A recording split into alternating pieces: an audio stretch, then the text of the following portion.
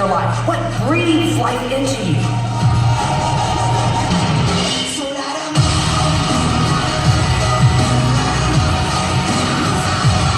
These things that you guys care about, they're not just a thing. They're a part of you. It starts with dreaming. We want you to dream, but we don't want you to stop there.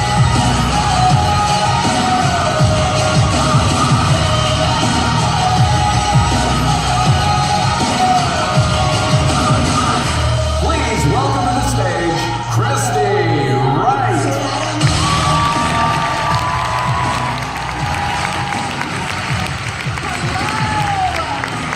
Hey guys, welcome to the Business Boutique. I am so excited y'all are here. Are y'all excited? Y'all, we're gonna have so much fun. This is our second one-day event. We've done several two-day events as well, and y'all, this is my favorite event. It's not just because it's all women, which is a major bonus, because the energy in this room throughout the day, y'all, is so much fun. But it's about what can change your life. Like this information we're talking about today, I know you probably think you came for your business, and you did. We're gonna talk about your business. But y'all, the impact that the business can make on your life and your family is limitless. This stuff can truly change your life if you let it. So I'm so excited for you. I have seen the success stories pile in over the last few years, and just knowing what's ahead of you and knowing what you can do with this information if you apply it, if you allow it to change your life. I'm so pumped for you. Y'all, the impact that can be made in Sacramento because you're here today. I'm so excited about all the things you're gonna learn, which you certainly will, tips and tricks and plans and steps and answers. I'm excited about the amazing people you're gonna meet in this room. If you look around you, like y'all, there's power in this room. I'm excited about all these brave new things that you're gonna try as a result of today. But most of all, I'm excited about the energy that's gonna be injected into your life and your business because you decided to be here. Because you decided to invest in yourself and your business. Now you guys probably know that we've been doing the Business Boutique for a couple years now. But initially, before we ever launched our first event, we decided to make the Business Boutique specifically for women. Now, here's the thing. The principles apply. So if you're a man in this room, welcome. You're brave, and I'm glad you're here. This is gonna work for you. If you're a supportive husband, well done for coming to support your wife. But here's the thing. I've noticed that men and women approach business differently because we're wired differently, right? Like, we know that. We're wired really differently, and I've seen this play out in my own marriage, in my own life, in how my husband and I parent, or how we handle conflict, or certainly how we communicate. So I am like most of you, I'm like many women, where our mind is always going, right? Like, it's always running. I've got checklists and to-do lists, and I'm playing scenarios over and over in my head, and my husband's apparently is not, right?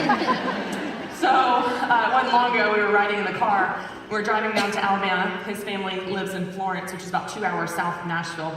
So we're riding in the car, and for this brief moment in time, my boys were both asleep, and it was quiet in the car. We didn't have the radio on. Now, it was quiet for maybe like 10 minutes. Now, y'all, in this 10 minutes, I thought of a new book I want to write, a new business I want to start, plan my grocery list, plan a party for my sister, and solve world peace, right? Like, all in this 10 minutes. And I look over at my husband, curious how he's using this valuable time. And I asked him, what are you thinking about? What's his answer? Nothing, literally nothing. He can just shut her down. My mind? Oh no, it's never blank. Like, I can have an entire fight with someone and the other person doesn't even have to participate. Like, my mind is always going. And I've noticed, as a generalization, we women tend to be more emotional, myself certainly, tend to be a little more emotional than men, and so we experience the world through feelings, whereas men experience the world through kind of facts and information. And research actually shows that within the first 5 minutes of talking to a woman, she'll tell you in some way how she feels. And within the first 5 minutes of talking to a man, he'll tell you in some way what he does. So this is kind of the language that we use. And I've noticed this even play out in my marriage as well. So I guess it was a few weeks ago, my husband came home from work, and he had a problem with a contractor that he was dealing with. He develops medical real estate, so office buildings. And he had a rough day and had some problems, and as he was telling me the story, he said, "Oh, babe, I'm so sorry. How'd you feel about that?" He was like, "I just called the contractor and took care of it." I know, but how'd that make you feel? Y'all, blank stare. I don't understand the question. Like, we're not even speaking the same language. And so it's interesting because we tend to approach business differently. because we experience the world differently. We're wired differently. You know, men tend to value themselves and pride themselves in being self-sufficient and what they can provide. And women, a lot of times, in our relationships and how we relate to others and our feelings about things. And what's interesting is I have found that our unique wiring as women gives us incredible opportunities in business. But it also presents some challenges unique to us. For example, because we're so relational, we are excellent at customer service. We know how to empathize with the customer. We know what it's like to be frazzled or frustrated. We go above and beyond to serve our customer and help people. I don't even have to tell you to do that. You do that intuitively. That's who you are. But when it comes to pricing, or setting boundaries, or policies, or paying yourself, or selling, we can feel a little uncomfortable because we're so relational. We don't want to have any conflict or friction or make anyone uncomfortable. We don't want to be pushy or annoying.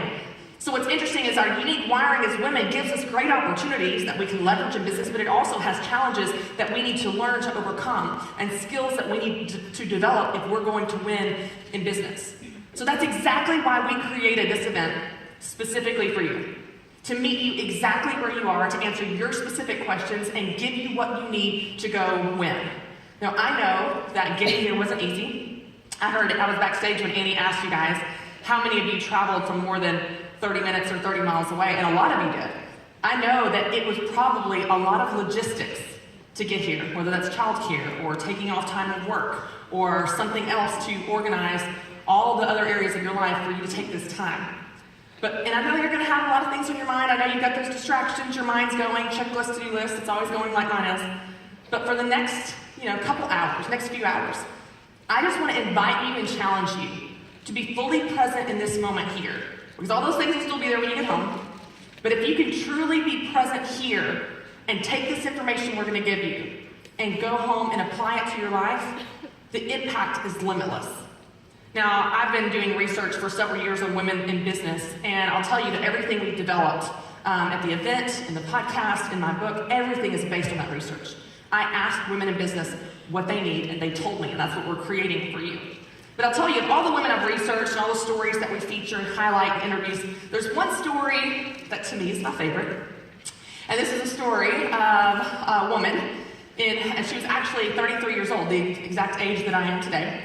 And she looked up one day and realized, like many people do, that her life didn't turn out exactly how she hoped and planned. She had all these big plans and dreams,